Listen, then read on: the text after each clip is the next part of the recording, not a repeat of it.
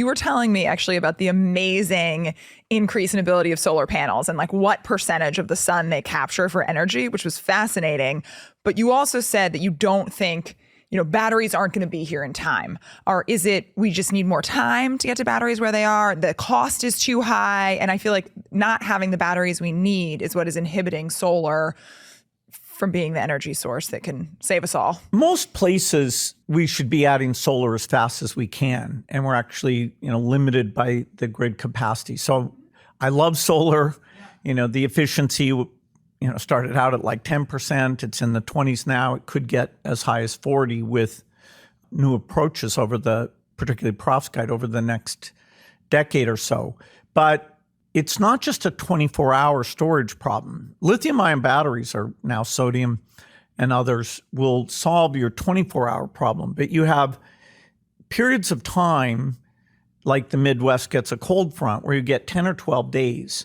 All the batteries ever made in history for every car, every computer, wouldn't store a day of electricity. And if you're only using a battery once a year, that is, you charge it and it's sitting there for this unusual thing, that's super expensive electricity. Instead of getting the capital value out 365 times a year, you get it out once. So various seasonal and bad weather things where you don't want to shut off power, particularly if it's being used to heat homes, it's way more complicated than people think. Electricity doesn't move long distances today. It's mostly coal or natural gas plants that are fairly near to the usage. And yes, there's innovation in transmission, actually fairly exciting stuff, but we're going to have a mix, and particularly if you look at a country like Japan, where there's essentially almost no solar potential there. And even the wind has